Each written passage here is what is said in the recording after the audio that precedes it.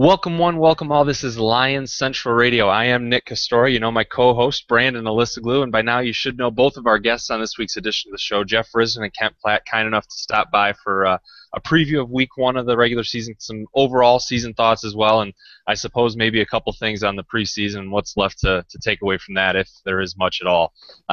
Brandon, I know there is some stuff to get into as far as the 53-man roster and some moves the Lions made this past week. Yeah, definitely, Nick. But before we get there, as always, we want to thank you guys, the listeners, for helping us grow the show. As I said, we've been seeing a almost explosive growth at this point, and it's all been because of you guys telling a friend, telling a family member or a coworker. We really appreciate it. Please keep clicking through the Amazon banner at the bottom of LionsCentralRadio.com. And if you're feeling froggy, go ahead and make a donation. We don't mind. But, folks, thanks either way. Really appreciate it. And down to that 53-man roster, there were some moves that were, plenty that we were able to see before they happened, and some might have been a surprise. The first, I guess the big news, the latest one, was Alex Carter, the third rounder, was sent to the IR with the designation to return. So he cannot practice at least until it's either the 6th or 7th week. I think it's week 6, and he won't be able to play until after the bye week. The Lions used that roster spot to re-sign Jamel Cujo, a defensive tackle who had a solid preseason. He started hotter and kind of seemed to fizzle out a bit, at least in my estimation. Before we get into any other the cuts, though, Jeff Risdon, Matt Baum there, Kent Platte, did any of these guys jump out? Were there any surprises to you? And I'll throw it to Jeff first. Not really. I kind of expected that to go on with Carter. He missed most of the preseason with his injury and just was so far behind. And we've seen how rookie cornerbacks have struggled in the past. And there's some question whether he's better at cornerback or safety to begin with. And he could be making that positional move at some point in the future. So it wasn't really a surprise to see him go. It's a little disappointing that we're probably not going to see him at all as a rookie unless the injury bug really bites hard later, and hopefully that doesn't happen. But you know what? My overriding takeaway was that they finally got rid of Kellen Moore, and that just really made my day. I can't tell you how happy and ecstatic that made me. And it's nothing personal against Kellen. Because he's a good guy, and he really did improve his ability to try and look like an NFL quarterback, but he is just not an NFL quarterback, and I'm glad that I don't have to deal with his sycophantic nutso fans anymore. So that was my happy point. They're still Googling his name too. We're still getting hit up. Anytime you mention his name, they find you. I'm right on the same boat as Jeff is. I agree with everything that he said. I'm a little disappointed that Isaiah Johnson didn't make the regular roster over Don Carey. Carey wasn't good last year, and he's looked just as bad, if not worse, in the preseason, and the Lions still kept him around. That's the only real disappointment for me. I was surprised that Copeland made the final roster. It was really close with him, but I'm glad that he did. He definitely deserved it. It was just one of those tight decisions right at the end, and that one kind of surprised me.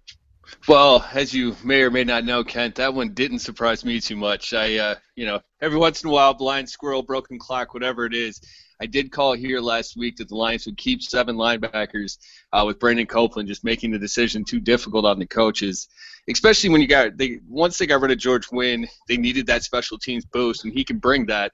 And I know he's not a great pass rusher by any means, but he at least showed some competency there. So he's an extremely deep reserve there, as opposed to where George Wynn, he's not going to give you much offensively anyways, or get on the field at all.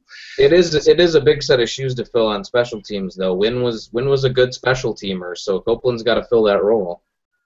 Well, if the preseason was any indication, he looks capable, but obviously, preseason caveat. The move I guess there are 2 other moves that may or may not have surprised people. I know at least one probably made a few people happy. The first one, Larry Webster, the 4th-round pick from last year, he just didn't look anywhere near ready to contribute, to a CFL team, much less an NFL one. So it was nice to see Detroit be aggressive in that respect, and he did slip all the way to the practice squad anyways, so really no harm, no foul there. But, Nick, are you still hung over from celebrating Jeremy Ross's departure? I feel like we've been clamoring for that for a while now on the show. I'm not sure exactly how long, but yeah, we've been over and over just how Jeremy Ross just isn't better than what else you can do, even in the return game, which would kind of been his specialty or what have you. There was a little bit of concern in the preseason on my end that he was still getting plenty of play. So as opposed to someone like Ryan Broyles, who was just so clear cut, they just didn't have any interest in him. I was still wondering if Ross was going to be able to carve out a role for another year. But very happy he's gone. As much as it doesn't sound right to say happy he's gone, but just didn't want him on the depth chart anymore. Really intrigued to see what Justin or Jeff. Yeah, well, yeah. I think you mentioned that on this show a couple times as well. Just a little bit. Yeah, but the returner job now does get interesting because T.J. Jones, at least as far as the depth chart is concerned, is listed at number 1 for the return spot. But I'll toss it to you here, Jeff, as well. Do you think it's his job to lose, or is this just a name on a depth chart to start the season? I think it might actually be both. I do think that it is primarily just a name to put on a depth chart as they're required to do every Wednesday before a game. But also, this is a guy who can, he's shown that he can be a good returner, but we need to see it in the games. We haven't really seen a lot of it yet. I tend to think that Amir Abdullah is going to be the guy who winds up getting at least some of the returns.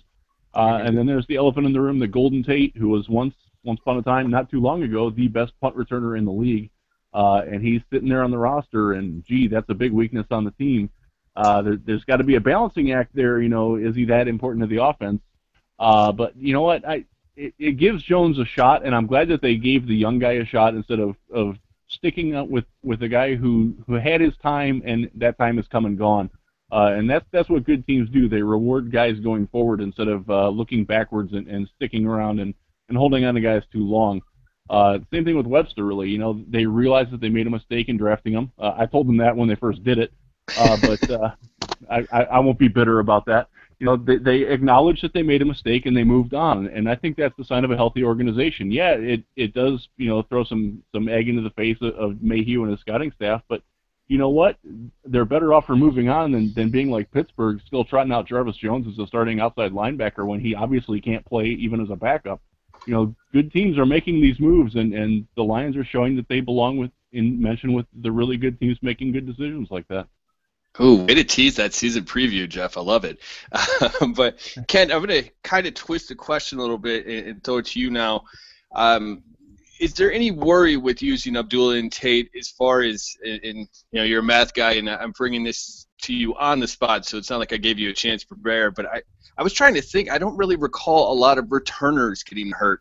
I know there's a lot of collisions on those plays, but in short, is it worth it to you to use Abdullah or Tate in either of those roles? It's a high risk reward thing. I mean, your returner is going to touch the ball more often than your third receiver is, so they're touching the ball a decent amount of times. It isn't so much that returners get injured more often than players at other positions do. It's just that when returners get injured, it tends to be like the Mark Mariani severe leg injury type of injury when they do get hurt. And that's where the real concern comes in. It's less about will they or won't they get hurt. It's a question of if they do get hurt, it's going to be of the season-ending variety. You talk about getting hurt, and the next thing we're going to get into here is kind of some of the injuries that the Lions are dealing with. And one of them that I don't really know how to transition to or what to make of it, but DeAndre Levy hasn't practiced in 2 weeks. There's no word from Alan Park on what exactly is going on with him. The first actual injury report is due out Wednesday. We're recording Tuesday night, folks, as usual. So by the time you're listening to this, the injury report should be readily available. Game designations are going to be announced on Friday. Jeff, I'll go to you here. I mean, we keep bringing this up now. It's a couple weeks in a row, but how much of an issue is this that Levy hasn't practiced, and is there an expectation for him to be on the field week 1? I certainly expect him to be on the field week 1, but like you said, the information is coming out. There is none. That they've locked it down like the Patriots do with the injuries in the Seahawks. Again, emulating good organizations. This is a good thing, but it does leave a lot of gray area for those of us who are trying to figure out what the heck's going on with the team. Whatever he's down with, it appears to be a leg injury. It didn't look at all serious when he was playing, so it's hard to really gauge. You hope it's not the dreaded sports hernia that sidelined Van Noy last year. I don't think it's anything like that. I think if that was the case, I think someone would leak out if there was a real concern, and you just haven't heard that at all. And so I am concerned that he won't be at 100%, but I definitely think we'll see him play. It would be a surprise if he doesn't. Well, and there are a couple other guys who have been battling injuries. Reed and Warford both reportedly have high ankle sprains, according to multiple sources, and neither has practiced yet. And I presume that Adrian Waddle is ready to go. He's been practicing. Obviously, we haven't seen him in any games. If you, and Ken, I guess I'll try to figure out a different way to ask you this, because I saw that, I think it was Kyle Minky or one of the guys was talking about Josh Bynes filling in for Levy primarily. Is that the route you see Detroit going, or do you think they should try somebody else at that spot? You know, it's a really weird one because Levy's their cover linebacker. He's their linebacker that they use in coverage, and the guys that we have behind the starting three are just really bad in that area. Bynes has never been great in coverage. His lack of speed has always come into play. He always knows where he's supposed to be, and he always takes the right angles. He just never gets there in time. And Travis Lewis has the same problem. I guess we could really hope that last preseason game was what we're going to expect from Kyle Van Noy going forward, and he could step up. But if we're looking at Bynes or Lewis stepping up for Levy in the beginning of the season, that's going to be a weak spot of that defense. You're going to see that exposed probably early and often by passing offenses. Well, and Kent, how about on the offensive side of the ball? With that depth chart release that I mentioned a couple minutes ago, the first one has Manny Ramirez over Lake and Tomlinson at offensive guard. Do you think Ramirez should have the spot? Do you think he'll have it as the season progresses? I think he should have it. It was actually, I made a best and worst case scenario article about a month ago, and that was my worst case scenario for guard, was that Manny Ramirez would win the starting spot, and we would end up keeping an extra vet guard. We ended up keeping an extra vet guard just for injury reasons because of Warford. But as far as Ramirez starting, yeah, Tomlinson's not really ready. I don't think it's going to last very long. I honestly wouldn't even put it past week 3 that we're probably going to see Tomlinson getting the start over Ramirez. Ramirez isn't good. He's a good swing backup, and that's what he's good at. I don't see things ending well if he's expected to start for an extended period of time. Well, and I like to look at Manny Ramirez as a better leader than Dominic Braille. The fact that they both had one good year. But there's that they both had a career year, coincidentally this same year, but neither was ever much more than average, if anything better than that.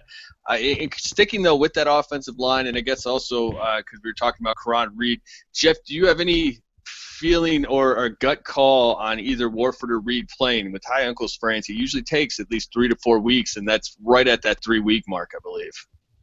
Yeah, and the way that they made the cuts, bringing Cudjoe back and keeping the extra guard and Taylor Boggs, it does sort of seem like they're pretty concerned about the availability on it.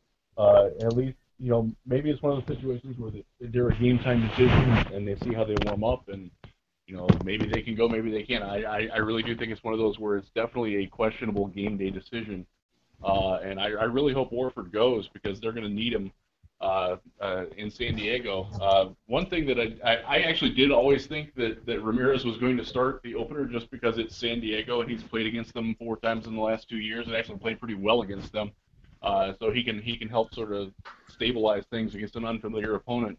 As a guy who does have some familiarity with it, so he does have that feather in his cap for at least the first week. Yeah, and I agree with Kent. I do think that Ramirez is more ready to go right now, and it's more about Tomlinson. Just he's a good player, and I have a lot of confidence that he's going to be fine. But it is a jump from playing at Duke to playing for the Detroit Lions, and he's a brilliant guy. He'll get it. Like I said, I have very little doubt in that. But you know what? It might take a little bit of time. I've said this numerous times this summer. One of the real luxuries that we have with this team, they're actually deep enough that the rookies don't have to play right away, and that's a good thing. It might ruffle some feathers from people who are still trapped in the era of which we not speak. But you know what? It's good that you don't have to rely on the rookies to start right away. That's a positive, and the fact that they hoodwinked Denver to get him in the draft. It turned out apparently that they didn't actually have to trade up to get Shane Ray, the object of their desire, and the Lions wound up getting Ramirez out of it too. You know what? I'll live with that. I'm happy with that. I'm okay. I really want to see Warford, though, because the offensive line will struggle without him, definitely. And in there at the beginning of what Jeff was talking about, you mentioned the Chargers a little bit off the top, and that is, as we segue away from the preseason and roster stuff, we're going to get into week one of the season, folks. And this will kind of be our format moving forward. Nick, you got to be a little more excited than that when we finally get rid of the preseason and actually talk about football with consequences. Come on, buddy. I think there's also something in there to be said for the fact that we didn't even mention week 4 or what happened in that game. I was watching the Michigan game. I didn't watch a second of that game. I'll be honest. I'm a Lions Central Radio host, folks, but no, I was watching the Michigan game. So here we go. Week 1 of the regular season. Lions and Chargers. The books have San Diego as most of the books have San Diego as a 2-point favorite at home. These are two teams that have only played twice in the last decade. The home team winning big each time. 2011 is the last time they squared off. Just a couple quick notes on San Diego. For those that don't know, Antonio Gates will be suspended. Ladarius Green is going to be the starter at tight end there. And while Corey Lugitt didn't practice on Monday for the Chargers, he's at least said he's going to be good to go for this game. So with the news and notes out of the way, Kent, I'll go to you first on this. If you're looking at advantages for Detroit heading into this game against San Diego, what do you think is the biggest mismatch that Detroit has in their favor? It's going to be the receiver position versus their cornerbacks. I mean, Calvin Johnson is 6'5", and we have Eric Ebron who's going to be playing from the slot and playing as a receiver for a good portion of the game. Both of their starting cornerbacks are little guys, and while Jason Verrett is a well above average athlete, he's still 5'10", and I would doubt he's even that tall. And coming off a torn labrum too, I believe. Right. Well, I'm actually not worried about him playing off of an injury, but it's even with his athleticism, that's still a pretty big size issue that you're going to have to go up against, and that might cause some problems for Tate. I mean, we all know he's ridiculous, so maybe it won't, but I don't see any scenario where a healthy Calvin Johnson doesn't run all over this place and just take over that game. And you know that Stafford, that's going to be his first pass of the game is to Calvin Johnson, and he's going to be passing to him pretty often during the game. So that's the best mismatch on our side, I think, is the receivers going against their corners. Well, and I love hearing that, Kent, because I ended up with Calvin Johnson in an auto draft. I ended up paying, I think, $61 for him for something ridiculous in the auction league, which hurt a little bit. But I don't know if I told Nick. Do you want to remind him how early you took Ebron? Yeah, I took Eric Ebron in the second round of one of my drafts, and I did so with a specific purpose in mind. And it's really complex, so it would take much more explaining than we have time to do right now. But there's actually it's a mathematical anomaly that I noticed when I was running some numbers, and I'm desperately hoping that it works because it's one of those I'll look like a genius or I'll look like a moron. Well, I'm sure everyone else in the league is happy to have, as long as it's a money league, I'm sure they're happy to have you along. Hey, I somehow ended up with Travis Kelce way later in the draft, so I had a very good fallback. Oh, nice. Travis Kelce's not a fallback. Ebron's your fallback, Kent. That's crazy. Well, anyways, before we get stuck here for the next 45 minutes, the biggest advantage that Detroit will have is I'll be in the house because I was there last time they played the Chargers in 2011, which I'm sure everybody actually remembers as the game they finally made the playoffs again. That was a beautiful thing to see, so maybe I'm just a lucky charm. Or it probably could be the front seven for Detroit. They obviously still have there's the injury to Karan Reed. I'm not going to count him in at this point, but there's still enough up front. You have Lodi Nada, Tyron Walker, who Bill Barnwell and quite a few Lions fans got into it with him today, which was entertaining to see at least in the comparison to Nick Fairley. But when you look at the two, it's really tough to see how San Diego is going to create a lot of pressure without getting too creative. Now, Melvin Ingram could take a huge step forward. As you talked about, Corey Lugitt, is he battling an injury? Is he going to be healthy? Because Dwight Freeney led this team last year with 53 quarterback pressures. Lugitt was next with 38, and then Ingram had 26. Now, granted, there's injuries involved here, so the numbers are a bit skewed, but that's still a lot of things to figure out. Now, granted, Detroit's also trying to figure out how to replace Ndamukong Suh, but I think a lot of people feel better about replacing Sue with Lodi Nada than trying to figure out what's going on for the Chargers front seven. So I think that's where Detroit's biggest advantage is. Jeff, what's your take there? Well, you sort of took my thunder there. Their pass rush is just not that good, and they lost their best pass rusher from a year ago. They were 29th in sack percentage last year. Corey Legent was the top guy in sacks with 4.5. That's not very good. Ooh. Wow. They really struggled to even generate pressures, and they run a 3-4 scheme, and other than Legent, their front guys, they never get in the backfield. I mean, they are strict blocker occupiers. Their inside backers don't blitz well. Eric Weddle is probably the best pass rusher on the team. He's their safety. So you're going to see Matthew Stafford get some time to take some shots in this game. And I do agree with Kent. I think the size advantage with Calvin Johnson outside is good. Jaleel Adai, a former Central Michigan guy, is their strong safety. Fire up, Chips. He's very good coming down the box and closing off the run, but he doesn't go backwards. And so Golden Tate's going to have some room to run there. I think Ebron could be primed for a big game. So Kent, you might look like a genius there, taking him so early and riding him over Travis Kelce, which probably makes all the fancy guys going right now to pull their hair out. But yeah, there's a reason I only did that in one league. There's definitely some good matchups. I kind of like what the Lions secondary can do. As long as the nickelbacks aren't as bad as they were last year, and how could they be? You know what? The Chargers, they don't go all that deep at wide receiver. They have some talent there. I mean, Keenan Allen is a very good guy, and he's going to give Darius Slay, who I think is also going to be a rising star this year. That's a good matchup. But the rest of the time, I think the Lions safeties match up well. Ladarius Green is one of those guys that the fantasy people seem to love and the metrics people seem to love, but Phillip Rivers doesn't seem to love him very much. And I'm not sure that that's going to change anytime soon. So I think that there's a lot of things that lead me to believe that the Lions can pull this off, aside from you being in attendance, Brandon.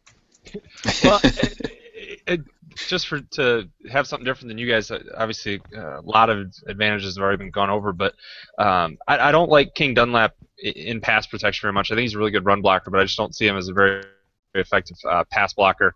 And I think Ezekiel Ansah's shot is going to have a lot of opportunities to make plays and get to Phillip Rivers. Whether or not Rivers is able to get rid of the ball quick enough to neutralize that, we'll see, and we'll get into as we get into San Diego's advantages a little bit. But I think Ansah is going to get in the backfield plenty, and I just don't think I don't think Dunlap is a good enough left tackle in pass protection to really slow him down for 4 quarters. As far as San Diego's biggest advantage, and Jeff, I'll toss it right back to you here. Where do you think they have the biggest advantage over Detroit? I really don't like the matchup of Danny Woodhead against the Lions defense, especially if Levy isn't at 100%, because that guy is really, really electric in the open field, and they do a wonderful job in getting him out into that open field. And that's going to be a problem. The tackling is going to have to be great. And for the most part, the Lions do a good job at that. But, man, if he gets out there, he's so good at that. And Phillip Rivers, I give him a lot of grief over the years, but he's been hit and miss, but man, when he's hitting, he's really, really good, and he's the leader of that team. And there's not a lot of teams that the Lions face where they have that defined leader like that. Those guys tend to give the Lions problems. And I worry a little bit that he's going to find Keenan Allen, that they're going to scheme something to get him going, and just the offensive balance that they should have. Because like you said, King Dunlap's a good run blocker. They're not a good pass blocking team. They're a very good run blocking team on the outsides and better at pass protection on the inside. They're sort of an inverted team, and that can lead to a strange game plan. You're going to have to see the linebackers really be on their game in this one, because the Chargers do a very good job of stressing the opposing linebackers. Well, one thing to throw out there, and I know we already talked about Antonio Gates' suspension, but the Lions gave up the 5th most catches last year to tight ends. We all remember ahead about trying to cover Witten on 4th down. Last week we saw Tulloch get turned, maybe that's 2 weeks ago, I apologize, see Tulloch get turned inside out by a tight end. And they also only gave up the 16th most yards to tight ends, which shows at least that they're tackling well. And that's something they've done well since Terrell Austin, Jim Caldwell have come to town. But since he's out, I have to go with Phillip Rivers. To me, he's kind of a rich man Stafford at this point. Obviously, Stafford that whole narrative can change as things go along. But he is, like you said, that hot or cold guy. But his career rating is a 95.7, so a 95.7. So he's been hotter than colder. But it's just when he's cold, he's atrocious. I still think, though, that's his understanding and his ability, and he obviously has the arm, and we all know he has the competitive spirit, which is a nice way to call him a jerk, but at least on the field. He's a guy that you have to make sure that you game plan for, and he's a guy who can give a team a win when maybe they didn't deserve one, kind of like Stafford did at the end of games last year. So, Kent, where do you see the biggest advantage for San Diego? Yeah, I can't really add anything more than Jeff already did at Danny Woodhead. I was trying to lead myself into it with mentioning Bynes and Lewis earlier. Ladarius Green is a guy that's going to come in and take over Antonio Gates' spot. So he's going to get some targets, and he's getting a very favorable matchup in the Lions' defense. But it's really going to be Woodhead. If Levy is out, we don't have that screen guy that can go out and just blow up every single screen that's going to happen. All they need is one or two of those to work. And we got some good tacklers on the team, but that's a pretty big weakness that they can exploit. So we got possibly 4 Lion Slappies here. We're going to get into our predictions for Week 1.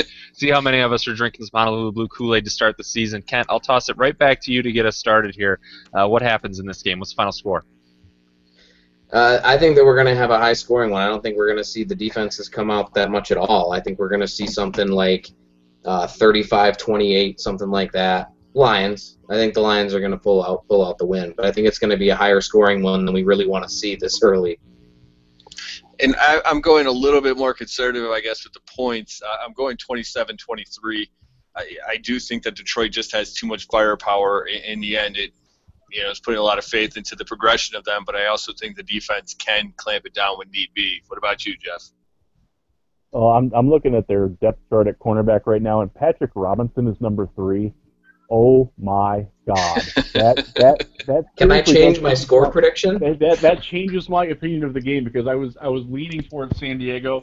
The other factor that I like, they have a rookie kicker, and kicking on natural grass can be a challenge for a guy that's kicked on turf in college. So I'm going to go with the Lions winning 30-28, with the defensive touchdown being the deciding margin. Wow. And to complete the Lions merry-go-round, I also like Detroit in this game on the road to open the season. I've got them 31-23 over the Chargers. All right, guys, hold on real quick. I need to lay a very large bet the other way on Bovada. Right back.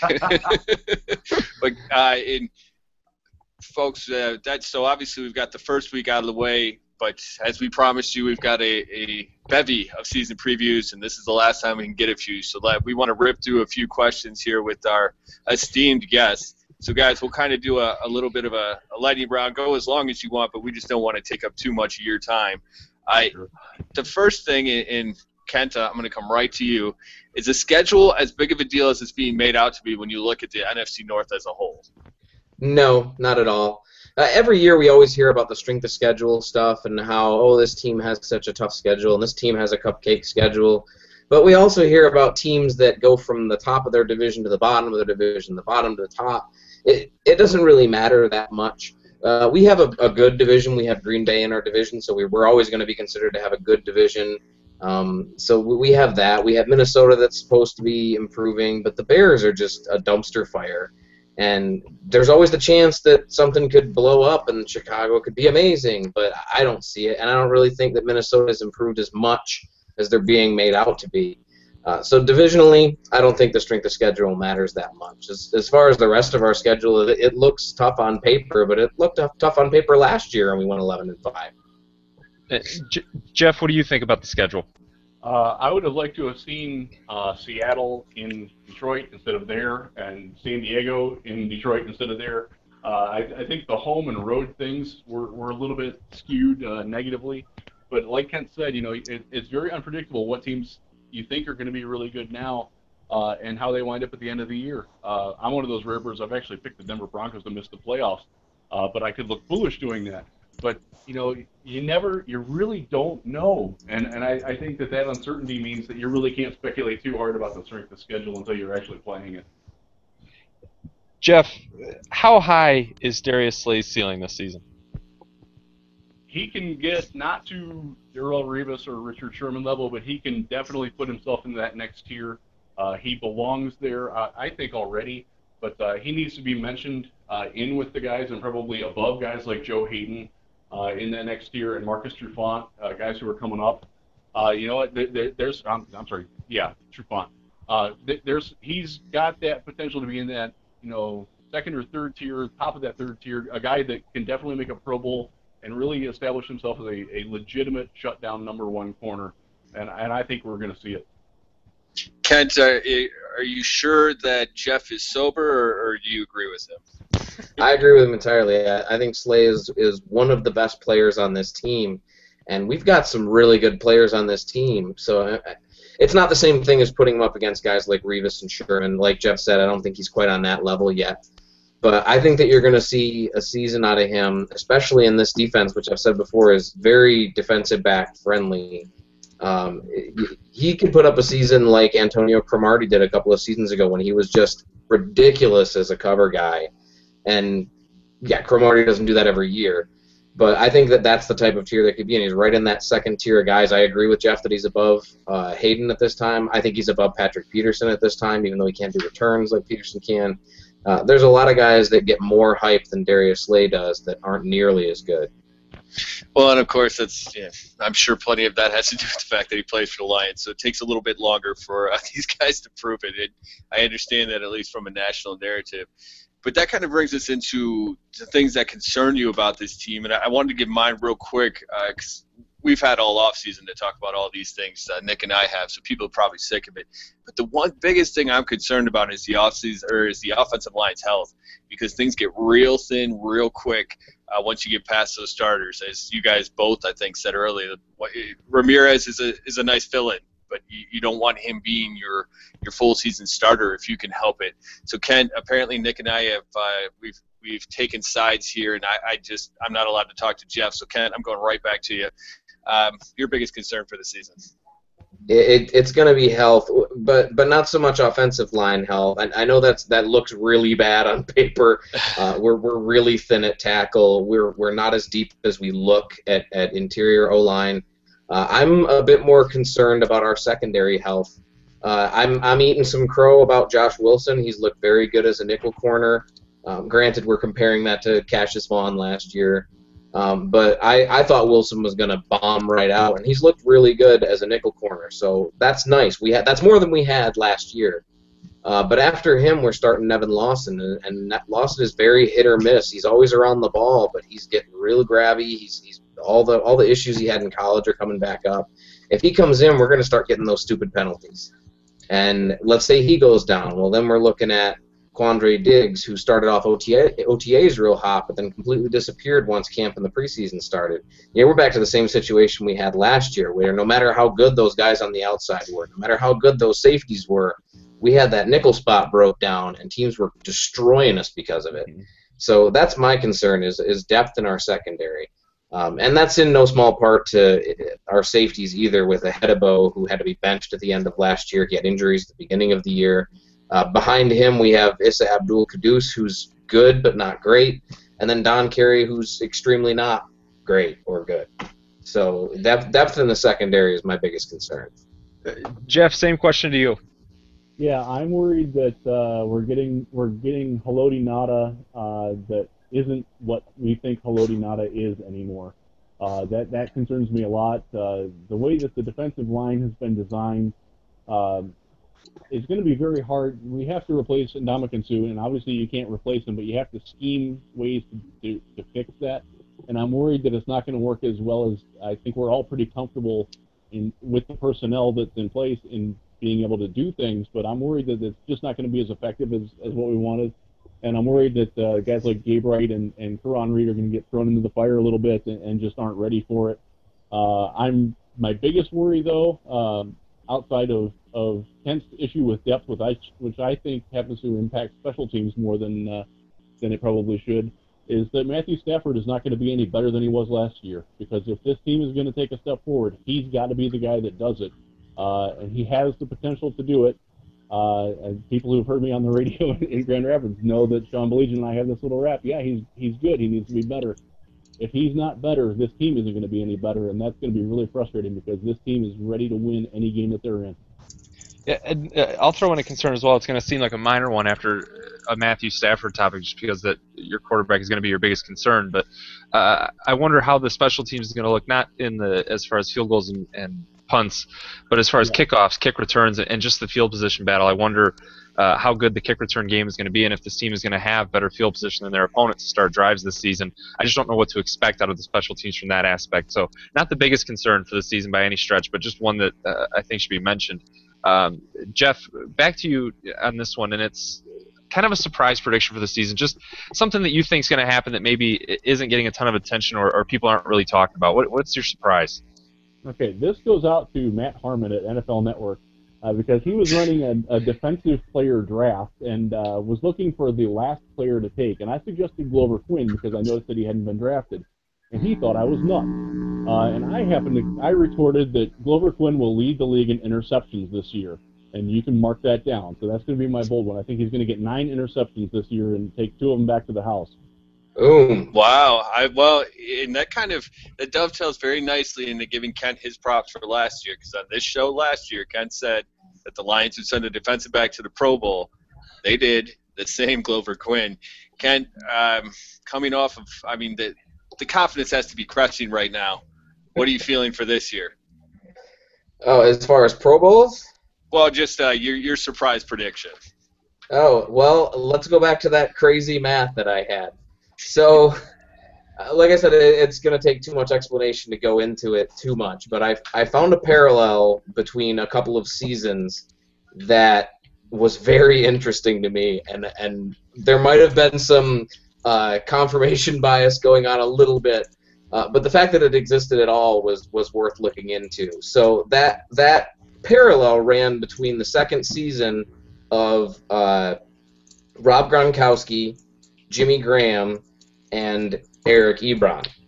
So if anybody knows anything about the statistics of those three, Rob Gronkowski and Jimmy Graham both had ridiculous record-setting second seasons as tight ends. They were both over 1,300 yards and some umpteen million catches and yards and touchdowns and everything. It was ridiculous. So finding that parallel, I started digging a little bit deeper into it, and I didn't find very many other close players that were set up in the same type of situation. So that would be my surprise prediction, is that not only does Eric Ebron take that step forward, but he's going to have a season that just blows everybody's mind. And I'm not going to go as far as saying it's going to be 1,300 yards and 10-plus touchdowns, but it could be close to that. Well, that is a very interesting surprise prediction, because that sets us up. It's like you guys. I hope you're right. It is. I really hope you're right. I do too, Ken. I'm rooting for you here, man. It's like you guys were inside. Nick and I keep the chat going during the show to kind of keep things flowing. And I was just talking about I'm going to go with the Ebron bet as part of our prediction. So well done, Kent. We had Kent give us the numbers for the Ebron over/under bet, just because he's. Nobody's done more research on the topic than him. Are we going with 1,310? Because I know which way I'm leaning. Well, I believe the over/under is set at 50 and 5. So 50 receptions for 550 yards and 5 touchdowns. Because I'm feeling generous, I'm going to kick that up to, let's go 65, 707. I'll take the over. On all 3? Yep. Wow. So that's okay. You got that under. That's just it's how it works. It's my bold prediction. You just have to go with it. Okay. I was gonna. All right. Yeah, I was gonna take the under on the first 2. I was gonna actually be with you on the touchdowns, but hey, I'll take the under on all 3. I'm fine with that. So 2 out of 3 wins. Yeah. More power to you. I was really hoping for the 1,310, but so be it. As I'll give my surprise or bold prediction as well. I think Stafford this year is going to throw 3 times as many touchdowns as he does interceptions. I'm thinking something like 33 and 11, maybe 30 and 10. I believe in him taking care of the football this year, and as Jeff touched on, just kind of we keep talking about the potential for one of those kind of seasons, and I think it is it for Stafford. I fully believe that's where we're at, Brandon. Well, I mean that's great. I do agree with that. I think you should probably bump those touchdown numbers up a touch because obviously Ebron's going to have somewhere in the neighborhood of 22. What's the record again? 23, 24 he's going to have. No. But speaking of drinking the Kool-Aid, it was Jim Miller, and I'm not sure. Is it just Sirius XM NFL Radio? Is that just the show, the station? Yeah. All right, so he's an afternoon host on their station. Gotcha. All right, perfect. Thank you very much. He is the guy who went out on a limb and said that the Lions are going to beat the Colts in the Super Bowl, and to make it even tastier for Lions fans, they're going to beat the Packers in the NFC Championship game on the way there. That's a very bold prediction, very surprising, I'm sure, to plenty of them. So that's going to lead us right into our record prediction, playoff prediction, how you think the season will play off. Kent, since you're the numbers guy, we're going to go ahead and let you start off. It may seem odd since I'm so high on Ebron, right? But I'm actually going with a somewhat conservative prediction for our record, which is 10-6. I have no faith in Joe Lombardi at all. I didn't have any faith in him last season, and he's done nothing to endear me to him in this preseason so far. And I know that you're not going to see a lot of plays coming out during the preseason, but there were a couple of moments where those Joe Lombardi moments where there's an obvious play that will work because you have the personnel for it, and he's trying to be too clever, and the play ends up failing. And that's my concern, is that without a capable offensive coordinator, it doesn't matter how many weapons you have, and I don't have the faith in Joe Lombardi to bring that. This team's talent can lead it to 10 wins on its own. I think that those 6 losses are going to be pretty heavily on Joe Lombardi's shoulders. Well, and it's interesting you bring up Joe Lombardi.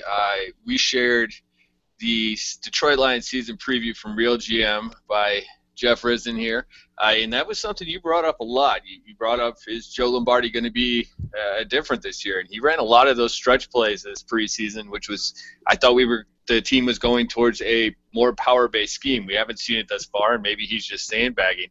Jeff, how do you see that all playing out? I'm a little more confident in the offense than Kent is, but I definitely share his reservations about Lombardi. It was a huge disappointment last year. There's no other way to say that. I'm hoping that he's learned from his mistakes and that maybe he was sandbagging on the league a little bit in the preseason. The Saints organization that he's come from is noted for doing that. So maybe, I'm not ready to give him the benefit of the doubt yet, but I do think he's going to develop They've trimmed down the playbook and given more input to Stafford on what he feels comfortable with, and I think that's a very good thing. And I think the blocking scheme up front is going to be improved as well. Now, whether the linemen are skilled enough to do that is another question, but I do think you're going to see some improvement in that regard. And I'm more worried about just there's a lot of games that could go either way on the schedule, and San Diego is one of them. They're the 50-50 games, and the Lions have to win those games. And last year they did a pretty good job of doing that, other than the Buffalo game where we missed 4 field goals, and now Buffalo has signed that kicker, amazingly. So I have them at 10-6 as well, but I think that's solidly in the playoffs. I think you're going to see an NFC team get in with 9 wins this year. I'm just not all that sold on the conference as a whole. So I think the Lions get in at 10-6, and I think that they're going to go on the road, and I think they're going to win a playoff game this year. Jeff, I have a quick follow for you, and it's something I've seen in a lot of season preview articles, is that the Lions, they won the close, the 1-point games last year, and that's something that doesn't tend to translate year to year or be consistent. Do you think that they're going to be in a lot of games like that this year, and it's going to be a similar thing where they find ways to win those tight ball games? I tend to think that they're going to be winning by a bigger margin this year, and they're going to lose some more of those games. I think you're going to see them. I don't think that the Bears are going to be any competition at all. I think there's several teams that they're going to go in and blow their doors off, quite honestly. And I think you're going to see games where they win 37-10, and then I think you're going to see games that they lose 27-24. And if they can get enough of those tweener games, those 50-50 games, then I think they can challenge the Packers, because that while they're still, you have to give the Packers their credit. As long as Aaron Rodgers is under center, they're going to win the NFC North. But they've got a lot of issues up there, and if he goes down for even a quarter of a game, they're dead. So the Lions are right there to pounce on it, and I trust that this team and the coaching staff and the incredible amount of talent on it, really. If you took the helmets off the players and just looked at this roster, people would think that this is a 12-win team. Right. And because it's Detroit, it's only 10 wins if they're lucky. And I'll say this for Jim Miller. He's a guy that I know some. I actually sat and had dinner with him at the Senior Bowl last year with a group of people. He is not a Detroit Lions homer. He is a Chicago Bears homer. And I'm tired of people calling him a Detroit Lions homer. Yes, he is a Spartan, and yes, he is from Detroit, and he does what like. What you're saying is he's chronically depressed right now. Yes, he is a Chicago Bears slappy at heart, and I wish more people would catch on to that instead of pegging him as, oh, he's just this insane guy from Michigan. That's not what Jim Miller is. To follow you guys both with the 10 wins, I've got the Lions at 11-5 with a wild card losing the division to Green Bay. I think Green Bay is also an 11-5 team, but I trust Green Bay, or I don't trust Detroit to win in Green Bay, and so I just naturally lean to them to win the division until I see Detroit find a way to go win a game at Lambeau, and until it happens, no one's going to predict it to happen. So I've got them both 11-5. I think Detroit gets a wild card, loses in the divisional round, but does win a wild card game. Brandon, both you and I have kind of given our reasons for leading up to what number we were going to give here and just what we think of this Lions team. So I'll just give the raw number. It's 11-5 for me. Well, I started. I believe I said something about 10-6, or because I did a guest spot on some other show a few weeks ago, and they put me on the spot. I was like, put it out there. But the more I've watched this team, the more I've looked at the roster, and the more I've looked at the schedule. A lot of what Jeff just said, it holds very true. If you look at this team, it's easily the most talented roster I can remember seeing since the mid-'90s, and I was 10 years old then. So I don't know if it's better or worse. Obviously, Barry Sanders kind of weighs things a little bit to one way, but there's Calvin Johnson on the other side. So maybe it could be a better team overall. I don't know. That might be something fun to dig up maybe during the bye week. But I actually see this team at least 11-5, and after listening to you guys, I'm going to go ahead and say 12-4. I'm going to put this team at the top of the NFC North. I know it's showing a little bit too much faith because I was going the other way, but there just is that much talent. There is concerns about Haloti Ngata. Is he the same guy? But he doesn't have to be all world. As long as everybody's progressing and obviously health being the major caveat. But Jeff, you talked about Denver not making the playoffs. I don't think that's as big a game as it could be, and I think that there's a lot of overblown hype for some other teams, and I think that they will finish the season with at least 4 wins in a row, if not maybe a couple more, and 3 of those are even on the road. So I think this team will go 12-4. We'll hold off on playoff predictions. I'm not quite that drunk off the Kool-Aid they start calling the Super Bowl, but I think that this team's ready to take that big step forward. Terrell Austin's going to continue to be creative and create pressure, and it's not like the cupboard is bare. We're going to see an Ezekiel Ansah with a full offseason, so I'm excited to see what happens there. Folks, we want to hear what you guys had to say. We want to know your season predictions. Maybe we'll get a poll out there before the first game here earlier this week, but until then, you can find us on social media and let us know. Lions Central Radio on Facebook, Lions Central PFC on Twitter. You can find me personally, Brandon Olistoglu, on Twitter, ALISOGLU, and Nick Kostora, KOSTORA, and of course our esteemed guest. We have Jeff Risdon of Real GM, and that's at Jeff Risdon, and also Draft Breakdown as well. Correct, sir? That's correct. And it's at Jeff Risdon, RISDON, and of course Ken Platte of Sideline Report, and he is at MathBomb. Folks, until next week, and we're going to review the Week 1 matchup, look forward to Week 2, and do kind of the layout of the show you can expect throughout the season. I want to thank Kent and Jeff both for coming on the show again, and we'll see them plenty throughout the season as well. Until next time, folks, we're Brandon Olistoglu. I am Nick Kostora. Thank you so much for tuning in to Lions Central Radio.